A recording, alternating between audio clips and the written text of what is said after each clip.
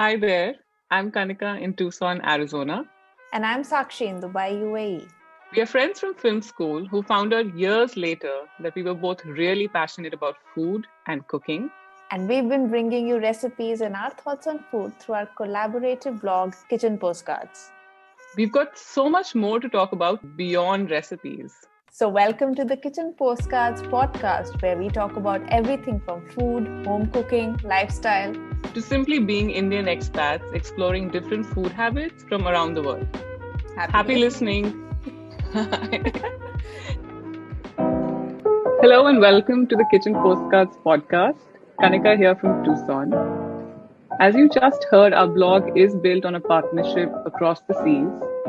We live in different parts of the world, are members of the larger Indian diaspora abroad, but with one thing in common, that we are both Punjabis.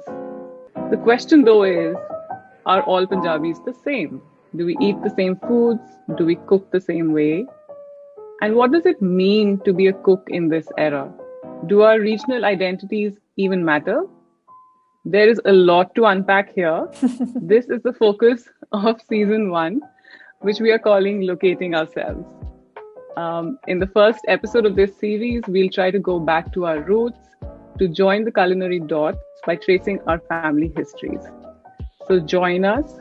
There are a lot of surprises in store, and let's start finding out. Sakshi, we heard you giggle. So, are all Punjabis the same? What do you think? Definitely not. I think one of our professors, I keep going back to him because he spoke so much about food in college during the classes. But yeah, like your mother's aloo gobi is different from my mother's aloo gobi. And for us both, this sounds like a beaten record, but it's true. Not all Punjabis are the same. Not all home cooked Indian food is the same. And definitely that's true for Punjabis as well. Exactly. I mean, I couldn't agree more. Yeah, I think we spent a lot more time talking about food in our master's classes instead of the actual work at hand. Yeah, definitely. So did you ever think that back then that you would be that interested in food and be writing about food and now have a podcast about food? Honestly, no. I think food wasn't really on my mind. It was on my mind in terms of I enjoyed food. Of course, I always liked eating decent food, and my family kind of spoiled me with the variety of food that they cook. So that in itself is kind of a hint at, not all Punjabi households are the same. But I wasn't actively thinking about I have to learn to cook, or I should cook. No, not really. There was beyond baking and making decent chai, and when told making chapatis for dinner, or when told doing something extra. Exactly. Told by our mothers. Right. I wasn't, taking the initiative to, I'm going to cook X elaborate dish, or, I'm going to try and make something new and interesting today. Right. No, not really. I think it's a product of finally being an adult and being on your own. So how much of Punjabi food do you cook now? Like, do you think everything that you make is very typically Punjabi, or?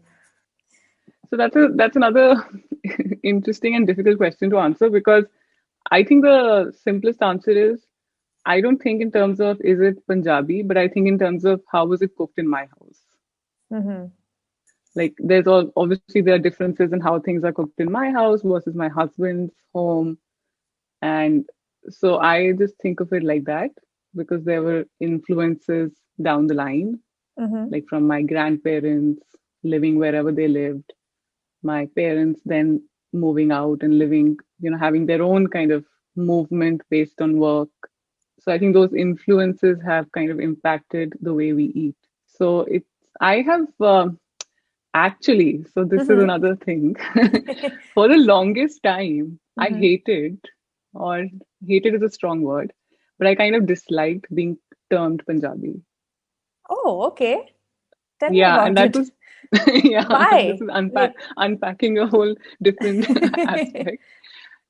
Because I never lived in Punjab growing up. Yeah. Like for my association with Punjab was through just traveling back for vacation, going to your nanny's house Mm-hmm. and going to my nanny's house, or when my paternal grandparents would be visiting our ancestral village, because they also moved out for work. So they didn't spend their working lives in Punjab. Mm-hmm. So for me, the association with Punjab was just that little, those visits, a couple of weeks here and there in a year, or maybe once in 2 years or something. So for Mm-hmm. me, it was like, okay, I am not, please don't call me Punjabi. Like people would say, oh, you're Punjabi. I'm like, no, I'm not Punjabi. I'm a Sikh and I live away from Punjab. Don't call me Punjabi. Because Mm-hmm. I think there was just this very large, and it still is, maybe we are breaking it slowly, but there is a lot of, Stereotype? stereotyping and Mm-hmm. caricaturing of Punjabis as being loud, boisterous, a little dumb, and when you live outside of Punjab, that is what people know. They don't really know much else. Correct. And then Mm. the Santa Banta, and then the Kushwant Singh, and just that. So I'm like, okay, that's fine. That's all very well, but don't just blanket term me Punjabi. Mm-hmm. Now, on the other hand, I don't mind it at all. No, I So I understand. think, Like, even for me, when I meet people here, and of course, I meet a lot of Indians here, and they say, "Of course, you're Indian, but where are you from?" And I say Delhi, but if I say Punjabi, then they assume that I am from Punjab. But I've never lived in Punjab like you. I've always lived in hmm, Delhi, Noida to be right. precise, which is a satellite town of Delhi. So, but yeah, why do you like being called Punjabi now? Tell me. Like in the sense that I think now I'm just taking ownership of the fact that my roots are from Punjab. So why should I not, claim that label? Of course I am. Yes, I am. I was born in a Sikh household, Hmm. but that doesn't mean that I'm not equally Punjabi or equally influenced by that culture. I Correct. didn't live Yeah. in the midst of it. I mean, I Mhm. got, so, and then the association is kind of stronger now because my husband grew up in Patiala and, he is from there. And, when we go back to India, we are going to Punjab and spending a lot more time in Punjab.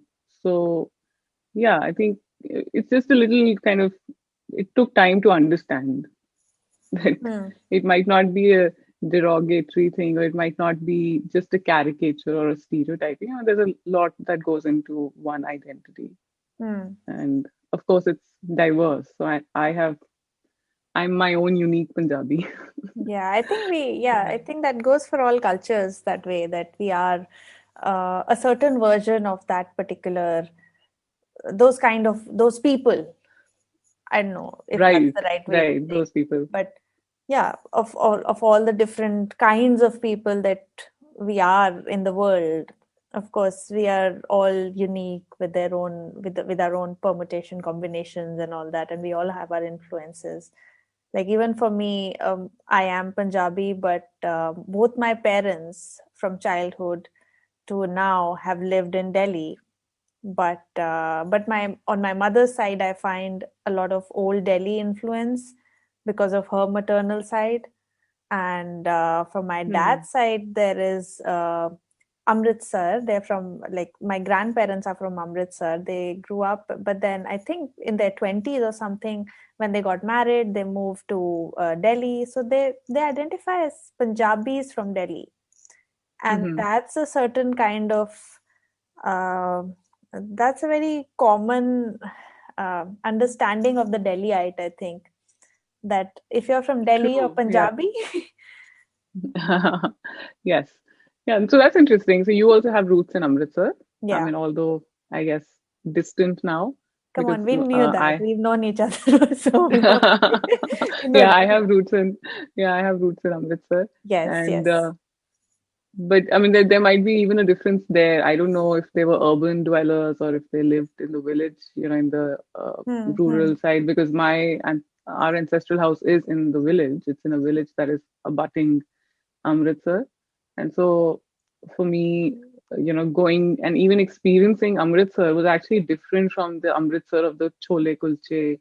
hmm, And for me, going home was always in the village. So I was fascinated by the tandoors that would come up seasonally. So my grandparents hmm, would seasonally make a tandoor, or and the pura clay and brick and usko lep karke they, Mm-hmm. and then the pathiyan would we would collect them. So we've dealt with all that tactile Wow, stuff. okay.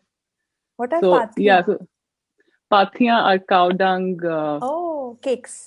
dried cakes which you use Mm-hmm. as fuel. Fuel, yes. In yeah, so those, and so that's actually my earliest memory of learning how to make a peda and Okay, learning the technique right at the side of a tandoor. okay. How do you make a good peda? So Wow. yeah, so I learned it from my grandmother and my dad's first cousin. I call her Buaji. She lives in the village right next Mm-hmm. to our my grandparents' house, and Mm. she was married in another extended Samra family. So Okay. um, yeah, so I mean, so though that is my memory of Amritsar. My memory of Amritsar is not the typical chaat, chole kulche, Mm-hmm. and there's a very famous eatery called Quality in Amritsar. My parents, I believe, met there just Wow, before okay. or after their engagement or something. Uh-huh. And वहाँ के पनीर पकौड़े बहुत popular हैं, पहले होते थे, अब Okay. मुझे भी नहीं पता. I don't Okay. know. Okay. So for me, it's not the urban food. For Mm-hmm. me, it's always been the rural Mm. experience of, Mm. actually, and not the experience of the Amritsar of eating out, of Okay. calling for food, of picking Mm. up food. No, it's always been the other side, which is, cooking everything at home, Mm. buying from the local grocer, Mm-hmm. and even like kheton se, whatever fresh vegetables coming from your, near in the village itself. Yeah. Yeah. So That sounds great. that's my Amritsar experience. So I have only been to Amritsar twice in my life. I really want to go again. Uh, Uh-huh. and I remember my one of my first trips was for a wedding in the family, extended family, and I remember having lassi and chole kulche, and the kulche were karare, crisp, Hmm. Hmm. and the chole were tangy and delicious, and the lassi just put me to sleep. So, and that happened. I think that happened again when I went for another wedding as a child to Moga, which is a separate place, another pind. Yeah. So that's Mm-hmm. from my mother's side. One of her cousins' children were getting married, and there also, I think I was in school when we visited, and it Mm-hmm. was we ate food at the wedding, and my brother and I we shared one kande wala glass of lassi, and by the end of it, like it seemed like we were drugged by someone. We Yeah. were out. we were we were seriously out. So it was that heavy, Yeah. but it was delicious with malai on top and all that. So that's what I remember Yeah. from my experiences with my visits to Punjab. But a lot of those, I think a lot of those influence seeped into our everyday food through my parents and my grandparents and what they cooked in the house. So, Hmm. and that's what I Yeah. see right now. Like you and I make mung sabut a certain way. Like you Right. always put long, and I remember because I Yes. never heard of that particular way of making moong dal with lasan and long. Yeah. But I always make it like, with pyaz tomato ka tadka with jeera and hing, and that's about it, and ghee.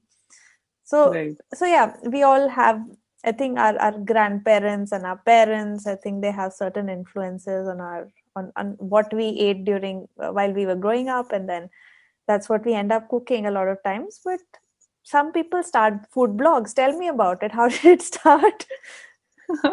Okay. So before I go to the food blog part, but I'm going Mhm. to just make a small comment on the use Yeah. of tomato, Okay. which in our household is very limited. Guys, we're new to this, and we go on another tangent here discussing the use of tomatoes at length. We'll talk tomatoes some other time for sure. Now, back to why this blog. So why the food blog? Well, just accident. I don't know, happy accident, I guess. I moved to the US and wasn't really doing anything with a lot of purpose for the first few months or a year, because it does kind of throw you in the midst of all these visa hassles, etc. Hmm. So anyway, but I had to cook, obviously, and I was finding my way around the kitchen. And while I was doing that, I had an older personal blog, but not, again, it was not a focused blog. And so just thinking about, if I do have to combine the two, like if I have to keep writing and if I'm going to keep practicing what I cook and improve my skills in the kitchen, maybe I can combine the two and create a blog which has an actual focus and a purpose instead of being a meandering series of just my opinions. Thoughts. So, yeah, my thoughts. Those still exist, but they are not, frequent, and they're not the primary focus anymore of my writing or blogging. So Right. that's just how it began. Okay. So, what do you And think of it then, now? Like, did you imagine that you would be doing a podcast, or what? no, not at all. What were you thinking when you started it? That you would put down recipes that you're cooking on that particular day, or you found that it was good and you want to share it? Yeah, I think so. When it began, like the whole idea of Kitchen Postcards was, again, it always began with the idea of a partnership across the seas. So initially began with Akhta, who was my friend from school. Yeah. And we thought we would do a little conversation. She was living on her own, trying to pursue her, career. Mm-hmm. So again, she found herself in a similar position where she had to cook for herself, and I was cooking for me and my husband. So we thought, that would be interesting, like just a conversation about food between two friends and share something uh, worth sharing that we've made. But over time, it's taken a different life. Like when you came in, again, friend from school, sort of, yeah, like from a graduate school. So, yeah, I think it's taken a different life of its own. I did not think it would be in this shape or form. And I now wholeheartedly acknowledge and support the idea of having creative pursuits that are beyond your professional or life or academic life or whatever you're doing, uh, uh, that might earn you an income and whatever, like because you need to sustain some element of creativity in your life as well. Right. So for me, this is kind of one of those creative outlets, and I do it. And I think it's really flattering when you see that people are actually coming and visiting your site. I think that encourages more action. Yeah, correct. Yeah, that's very heartening to see. Yes. It is. So Yeah. even when I think I started writing, I think my first post was 2016 maybe, or Mm-hmm. 2015. First, I remember I But did it a seems like guest you've been post. here forever, so I haven't even checked. Okay.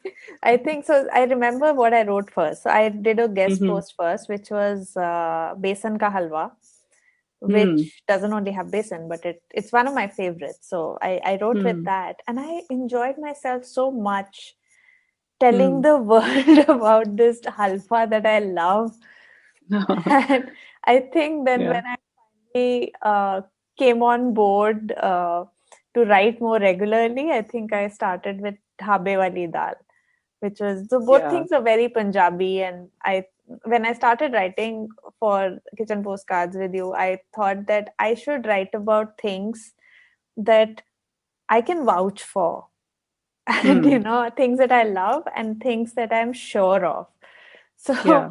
so that's how it started for me. But you don't know how much it helped me to keep my sanity, because I was without a job Hmm. then. Right. And it wasn't Yeah. until 2 years ago that I found a job in Dubai. But I've lived here Hmm. 6 years, and it was only 2 years ago. But yeah, 2016 is when I think started writing, and Hmm. that's gave me some sort of creative purpose. And Yeah. it was very, very invigorating, I think.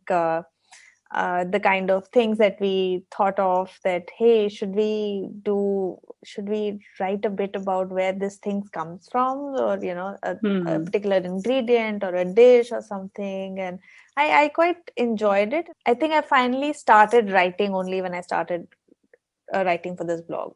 I've Hmm. been a journalism student. I've been a film student Yeah. with you at film school, but I wasn't ever making a conscious effort to sit down and write something. And when I finally Hmm. did it, I did for this blog, and I thoroughly enjoyed myself. Well, that's great. So That's thank you for great. that opportunity. Oh no, you're welcome. Thank you for joining because I think it helps to have a team because then you push each other. Like Yeah. you can get on each other's nerves also because you can keep because I will keep texting you who what's happening, what's next or whatever. But But I like that. yeah, it helps. Yeah, it helps to push each other and bounce ideas off each other, right? Like each of us thinks a little differently, Correct. so it really does help. Yeah, I am all for creativity. Like I think I have learned that's one of the gifts of moving to a new country where you have to center yourself and find your own kind of place in the environment. You may or may not make great friends, but Hmm. if you can find something that sustains you and your inner life and your own mind, I think that really helps. So, Right. That makes me think about the question of identity. Like I remember even at film school, we saw a lot of, we consumed a lot of films and all that that spoke of identity. And what do you think of your own identity from when you cook? Like, does that define where you came from and all the places you lived in? And does that sort of show in your everyday food and your influences? And I'm talking only of food because at the end of the day, this is a I think our listeners would like to know more about kitchen postcards and right, what we cook right. and why we cook the things we do. Yeah. No, I think so. Yes. I think the answer is yes because so since my parents and my grandparents lived in a lot of different places, that kind of meant that we ate a whole lot of different things at home. So yeah, I mean, I think the way I cook is definitely influenced by wherever, my family has lived, and that's kind of seeped into my identity, like my food identity. I mean, I'll not go into the larger thing, but it's been a very kaleidoscopic thing. Like our plates, we were never served the same thing 2 days in a row. So, for instance, let me start with breakfast. Like, it was never just paratha, paratha, paratha every day. Or it was Mm-hmm. never just bread and egg every day. Like my dad was in the army, so they do like some kind of uh, regimented routines and all of that. And you will often find that people kind of stick to a really quick, simple, nutritious breakfast. So bread and egg is very common. Yeah. In my aunt's household, also uh, an armored thing, they do that. Whereas in my household, my parents' household, that was never the case. Mm-hmm. And so we were spoiled for choice. But that choice comes from the influences of where they lived or where their parents lived. So, Mm. my parents, my uh, maternal grandparents were essentially from Punjab, grew up there, but then moved to Himachal for their work lives. So they lived there. And my paternal grandparents, Dada Dadi, on the other hand, again grew up in Punjab and what is now West Punjab in Pakistan. Mm-hmm. Uh, they kind of had this back and forth thing. They would travel to Lahore, and my grandfather would go to Lahore and go to Layalpur, which is now called Faisalabad. And Mm-hmm. my grandmother lived in Kasur, where Kasuri Methi comes from, Also, for a few Jutti years. Kasuri, that Yes, reminds me and of that. Jutti Kasuri. Yeah. Yeah, and Jutti Kasuri. So she lived there for a little while as a teenager. But eventually they moved to central India. Right Mm-hmm. after partition, they Mm. moved to central India and what is now Madhya Pradesh. So they lived there. Mm. MP has a lot of influence with from Maharashtra because they border each other. So those influences have seeped in. So you will find a huge variety, and I think I've continued with whatever I ate. So it's always that think of familiarity, Yeah, I see kind that of as well. continuing, Mm. yeah, and like comfort, because I would rather eat what I grew up eating Mm. then I'm happy to try new things and bring those into my Mm. repertoire. So it has expanded, yes, definitely, because now my identity is expanded to that of being an expat. So Yeah, not only am exactly. I right, like not only am I a child of a army man who lived also, like, I also lived in a different part of the country. I lived in Rajasthan. So I Hmm. have certain tastes for food from there. Hmm. But now I'm also an expat. So, identity is very complex. And I find that really amusing to think about because I don't have one place to point as home on a map in India. I have Exactly. several places that I can call home or associate with, as places that I Yeah. am familiar with. Hmm. And they all influence how I eat. So what are these How about, things? Sorry, go on. oh, I was going to ask you the question now. Yeah, I tell was going to me. ask you, Yeah. yeah, I was going to ask you, how about you? Like, because you grew up in Noida Hmm. and your family is kind of centered around Delhi, Yeah. even though they moved from Punjab, they moved to Delhi. Hmm. But do you think they only cook a few limited things, or have they always been experimental and have they always been expanding their, again, their repertoire of food? I think they would, we did eat certain things more often, and they were like recipes that were like our go-tos for certain things, like aloo puri. I said bedmi aloo. We don't make bedmi aloo that often, but aloo puri for a Sunday breakfast was common. I don't think my parents were that experimenting. Like they weren't that enthusiastic about trying food from all different places. But like for my mother, who would travel in a chartered bus and take that bus at 9:30 in the morning, and then travel to the other end of Delhi from Noida, and then come back around 5:36, and then had to cook dinner. So I think her thing was to make recipes that were, I don't know, easy. But she Mm-hmm. would, but I won't say they were easy, but they were, she was so, I think, quick with the routine, preparing atta for the next morning to make paranthis and a sabzi or something. So paranthi sabzi was a very typical breakfast because my mom didn't Mm-hmm. have time for any extra chopping, Right. cutting or whatever. So Mm-hmm. she would have her vegetables cut in and she would just give chonk to the sabzi and make paranthis. And the tari wali sabzi from last night's dinner would be our lunch when we came back from school.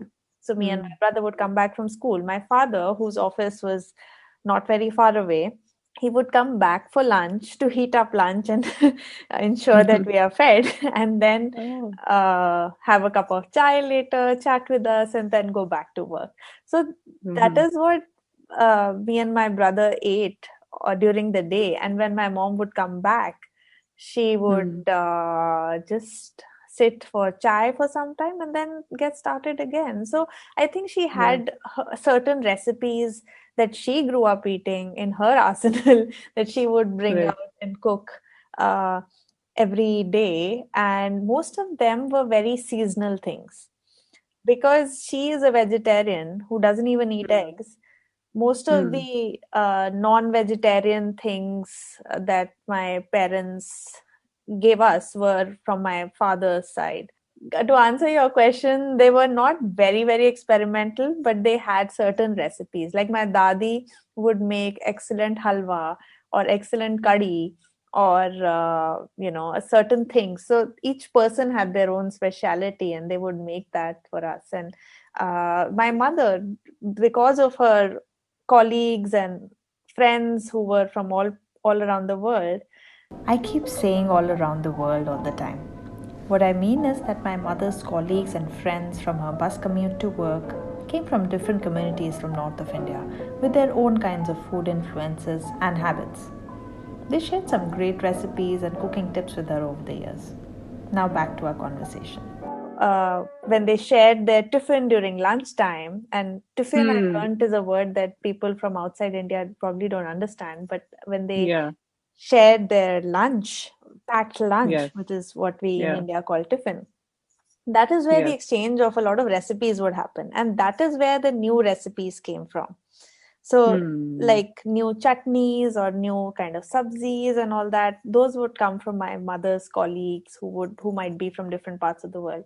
But a lot of Right. food was either very old Delhi inspired, or it was very Uh-huh. typically Delhi Punjabi food. But Hmm. I must point out that, and I know you will agree Hmm. with the fact that Delhi food or Indian restaurant Hmm. food Hmm. is thought of as a certain kind of food that we find that anyone else in the world would find in an Indian restaurant. Yeah. And that sadly defines for people from outside as Indian food, that butter chicken and a Yeah. dal or whatever, that's all. Yeah. But there are so many different other kinds of food. Right. We don't really make that at home, and you don't see Yeah. those in restaurants. You don't see karele ki sabzi in a restaurant. So, Right. or Yeah. aloo. Bharma karele or Exactly. हाँ, हाँ. So No, that's yeah. true. Exactly. Yeah. I mean, that's what like I was just flipping through Pushpesh Pant's India cookbook, and he says the same thing. Like, Punjab, one, like as you said, your mom's vegetarian, and it would probably surprise a few people to learn this that majority of Punjabis are vegetarian. Yeah, We correct. are not as carnivorous as you think we are. We don't survive on just chicken and mutton. Kukkad We are shukkad. at cooker, sukkar, yes, chicken khurana. we are we don't. Hmm. For the longest time, only now, living in a very highly industrialized place where Right. food is industrialized, do I have access to chicken as and when I need, Hmm. raw chicken. The supply is not difficult to find, like it's easy. Whereas growing up, you had to go yourself, go get Go get to the whatever butcher cut you shop needed, and go to yeah. the butcher shop and, request it. It was fresh, Now we but it have had to home be deliveries, so right, right. So it changes how you cook a little bit. It changes of what you think as regular, what you think as a treat, what you think as special. hmm. But Punjab is highly vegetarian, very kind of responsive to the seasons, as you said. Like seasonality is a big Yeah. thing, especially if you're a farmer and if you're growing your own stuff, like in a section of your field, or you have other farmers you have a mix of farmers, right? Like some farmers will do grains because Hmm. of the land holding they might have, whereas there are other farmers who will do vegetables. Hmm. There are actually divisions of who grows vegetables and who, and supplying. So Yeah. when you have fresh produce available to you in your environment, why would you not buy that? And Right. chicken and mutton is typically expensive, used to be. Hmm. It probably still is. It is more expensive than buying dals or buying vegetables. So Punjab is largely vegetarian. That's something that people, don't identify with. And thanks to restaurant food, I guess, thanks to the popularity of butter chicken and all the tandoori chickens and all of that, Mm-hmm. Which is I think it's typically become, Delhi post-partition Delhi food that was popularized by people who yeah, migrated after the partition and started their own businesses. So yeah, I think right, that sort of right. defines, sadly, and puts Hmm. sort of a limitation to, or like we were talking of stereotypes earlier about Yeah, six. Yeah, it's like a yeah, stereotype that this is what Delhi food is or Indian food yeah. is. Yeah, yeah. And I think, I think the great thing, like there's definitely a benefit of having done, the diaspora kind of having expanded across this country. Like so post partition, a lot of people came in and they kind of moved across the country and they've done great stuff. Like they've taken the dhaba with them. So they've taken, they became truckers and they became, but they also made dhabas along the roadside. So that's expanded knowledge of, dal makhani, of tandoori roti. Yeah, But I mean, if you look at dhaba food, it's usually vegetarian food. It's like right. nutritious vegetarian food, Hmm. which can be cooked and simmered for a long, long time. And the Yeah, longer you simmer it, the tastier it gets. definitely. So when you wrote about the dhaba, like, you instantly recognize it. If you are a Indian, especially if Hmm. you've lived anywhere in the north, Yeah, you have seen plenty of dhabas along the roadsides. So you kind of identified instantly with, यहाँ तो दाल तो मिल ही जाएगी और रोटी भी मिल जाएगी. You yeah, know what you'll find. And then the other Indian restaurant food. So I think they're all part of my identity and I take them, on with pride. But at the same time, I want people to know that we are way beyond, there's a whole lot. There are many layers of cooking and many layers of things that people do.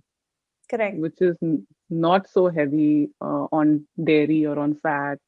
You know, we don't. Yeah, everyday Punjabi food or North Indian food isn't really rich. I remember, so I'm, for the listeners, I'm married to a person who is actually a Malayali but grew up in Delhi. And so I was having this conversation with my mother in law, who's also not really, she never really lived for a very long time in Kerala, but her food obviously is very, very Malayali.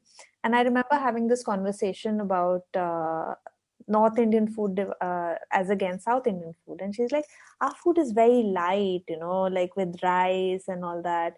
And I think I sort of, we both had this conversation and we realized why these two kinds of food were so different, because wheat was being grown in the north.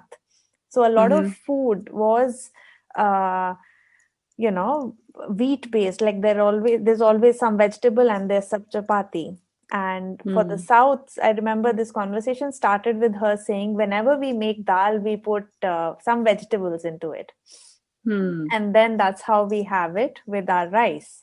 And I Right. said we would make a separate dal and a separate sabzi and a Yeah. roti. Yeah. And we were trying to understand during that conversation why it was the way it was, because we want something to mop up the paranthas with. So there is a separate sabzi. And Right. it's not like we don't have rice in North. We do have rice, and Mm-hmm. that goes so well with the dal. And obviously, With you the can dal. dunk your roti also in dal. So I think we sort of understood also in terms of people's livelihoods about, I think it was, I won't say it was peasant food. There different kinds of peasant food comes from different parts of India, depending on, Hmm. what is available there. But Hmm. a simple dal roti or Hmm. whatever, I think what I'm coming to is that for Punjabis or for North Indians, if they want to ask you, have you eaten food? क्या तुमने रोटी Uh. खाई है? That is what Yes. they say. That is how wheat Yes. dependent or roti dependent or bread loving we are, because that is what grows in the region. And I think that sort of the rotis and parathas and makki di roti and such things are sort of are an integral part of what Right. we eat. And but that's not the only thing that we eat. There are obviously so many other things that we eat every day. Yeah.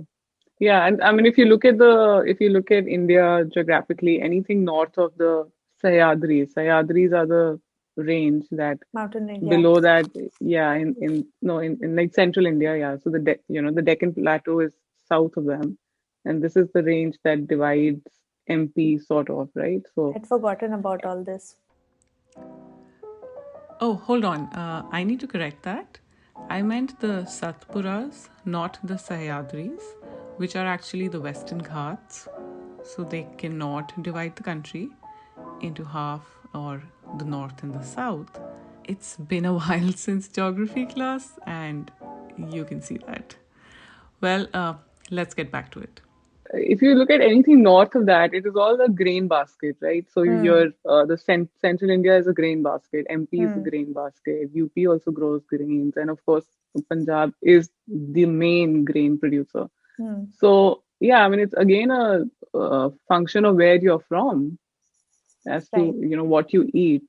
And like rice for the longest time was again a luxury in Punjab. Like my grandparents say that they barely ever ate rice when they were growing up. They're all children of the 30s, Hmm. and so they didn't eat it. Like it was, you would get a little bit maybe, and you would use it very conservatively only to make kheer or something, Right.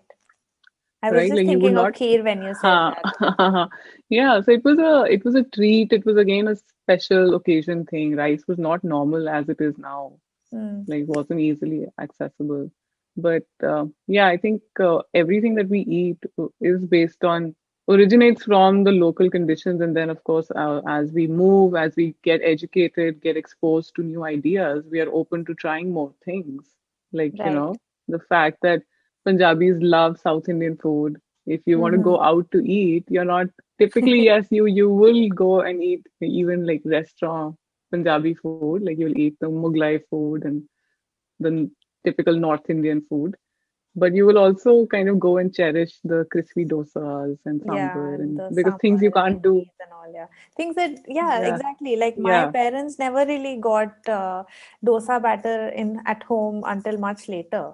And they right. weren't really keen on either. They would just go to a South Indian restaurant like a Sagar Ratna or a Sarbana Bhavan to have dosas if they're craving that. Yeah, So yeah, yeah, I think yeah. cooking So, has changed so much. Like, and I think now with things being available, and I think with people experimenting a lot more with what they want to cook at home and not just order, I think that also has changed so much, and that also defines right. what we eat now. So Yeah, I think we've covered a lot of things.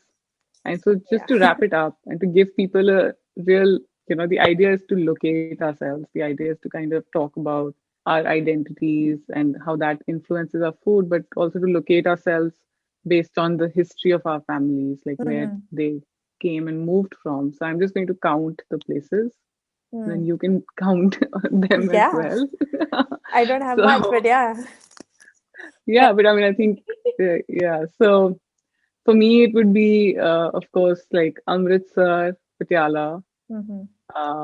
Then I would say like experiences in MP. So Bhopal, maybe that can be one city I can name. Rajasthan would be like Jodhpur. Mm-hmm. My parents had a brief stint in Tamil Nadu in the Nilgiris, and that's Okay. when we even visited Kerala and we were exposed to appam and like fiery red chicken curry. Ooh. Uh, and and a little bit of Himachal. I Mm-hmm. don't know if there is enough influence of the distinct Himachali food. Maybe that, Mm. the palates were are slightly different in the plains because Himachal used to be part of larger Punjab, Yeah. but it is in the hills, and our families come from the plains. So I'm not sure if they kind of picked up enough influences from there. Mm-hmm. And and then last, I guess, would be, yeah, I think another interesting influence is the services, like my dad being in the army, and then, a little bit of other, like my grandparents having traveled. They traveled abroad, like my granddad did a stint to study in Germany. So they Mm-hmm. brought back some influences from there, So my nani brought back a lot of baking skills, Mm-hmm. and, she learned a lot of different stuff from there. And then the army itself is very anglicized, or used to be. I'm not sure what the current state is, Mm. but used to be very anglicized and very formal in its dinners. You would have a Etiquettes three of, and yeah, the yeah. kind So of you would have food a being cooked. Yeah. right, 3 or 4 course formal dinners. So I think those are the influences that I count. And That's a very wide gamut of influences, I would say. Like, that's quite a hmm, lot. And that's hmm, very interesting. I see that in the kind of food that you post about and all that, that you can't really say that you guys eat only one kind of food. I think I find you very hmm, experimental with food. And I think someone hmm, said that also. One of your friends who we met in Delhi last year, they said hmm, also that hmm. when you're posting stories, I know when it's Kanika and I know when it's Sakshi. Because I Oh, actually, based on the yeah, based on, content. yeah, on the content, because we do put a location tag on our stories, but a lot of times, some people might ignore that, or we might miss putting Yeah, the tag. But yeah, I do right. a lot of typical things. Like I said, my mother would make certain kind of things. So yeah, but in terms of influences and in terms of places, I didn't travel as much growing up. I was all the time in Delhi, in Noida, but Hmm, I can see where the influences came from. So from my mother's side, definitely, which is the larger part of the kind of food we ate, was old Delhi style food. And hmm, then from which would be like sabzi, roti, chawal, dal, and chole, rajma, all these things, and seasonal sabzis, achars, chutneys, so many of them. And from my dad's side, very typically Delhi, very similar food, though not very different from that, because my grandparents also spent most of their lives in Delhi, even though hmm, they both hailed from Amritsar. Yeah, so from my dad's side, more Punjabi and non-vegetarian food. Not to say that non-vegetarian food wasn't made on the Old Delhi side, and I should not ignore that Old Delhi does have the greatest of Mughlai cuisine and Right. like Yeah. the niharis and all that. But because that side of the family was vegetarian, I sort of missed out on that. But Yeah. besides that, there was a slight Lucknow influence because one of my aunts is from there, and she's like the elder sister Mm-hmm. to my uh, mother and her siblings, and she had Mm. considerable influence. So a lot of charts with moat, and then charts obviously from the Old Delhi side. And I also see that the Mm. Old Delhi side is very UP influenced. So a lot of Mm-hmm. food is very similar to UP, but then not as much. Like I still don't know so much about UP food until my cousin got married to somebody who hails from UP, and she would mention dishes like matar ka nimona, which I had never heard of. I haven't tasted it till now. She's been married 18 years, and Oh. she really raves about it. But so yeah, that Hmm. part of family obviously has its own kinds of food that they make, but I still don't know much. But I think Old Delhi has some influence of UP food, of Banaras food. Hmm. Then now that I'm married, I'm definitely making more South Indian dishes that I learned from my mother-in-law, and Hmm. she shares with me a lot of recipes about Kerala food and how to make fish. Hmm. And I'm finally making fish at home, fish curry, Nice. Yeah. and I like Hmm. it. So yeah, these are the kind of influences I've had on the kind of food I've grown up eating and what I make right now. Great. No, and the fact that your mom, like you mentioned, she learned a lot from her colleagues who Hmm. are obviously from different places, and that you live in a city that has been cosmopolitan for most of its history. Right. So you would have been exposed to things beyond what just your family was cooking. Yeah, But I for mean, sure. I think. yeah, yeah. No, this is really interesting. And then I think we might have a lot, we can keep continuing, we can continue this conversation in more More episodes in the episodes, future. yes. Yes. And, because there are things like kachori, UP versus Rajasthan. I think we'll find a lot of interesting things there, Yeah. and even stuff like we can look at actual typical Amritsari things like vadis and Mm, kulchas, like how do we actually use them in our food right. now? We even care. And of course, I want to learn more about just the old Delhi food, right? Like, because it is so diverse. Correct. I mean, it does have its own identity in certain things, like the charts are so famous, and then Mm-hmm. the meetha, like the sweets and the desserts. There are influences there also from other parts of the country that kind of mixed and Correct. merged as it became a capital of Mughal India. Yeah. So I think there's a lot to explore there, Yes. definitely. And even though I've had dinner, this still makes me very hungry. So I don't want to snack at late in the night, but Yeah, like it's going to be time for lunch for me soon. And I wish I was actually in Old Delhi where I could just go out and grab some chaat, or in oh, Amritsar where I could get some nice pakoras and kulchas and stuff. So that would have been wow. just wonderful. I shall But cook I all this hope this tomorrow. yeah, I mean I hope this gives people an idea of, how complex Indian cooking can be, like how variedly influenced it is, and how Punjabis are we are way more, our food is much more than just the butter chickens and the dal Sarson ka makhnis. saag, Yeah, sarson ka saag, I mean we love it. Of which course, is we love it. We sacrosanct. own it. Don't you dare say anything about it. Yes. And now that winters are here, that is what we are going to eat. We will eat it. Right. But we eat a lot more beyond that, and we cook a lot more, and we cook it very differently.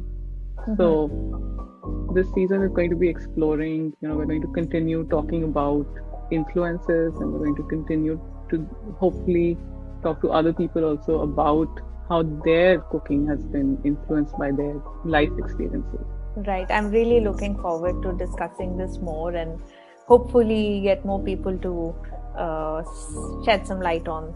So yeah, this is a nice chat. Thank Yeah, you. absolutely. And you have a great day ahead.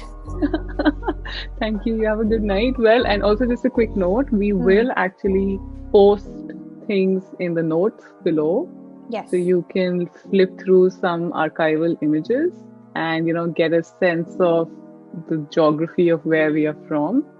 And also perhaps we'll list a few of our favorite foods that we like to eat.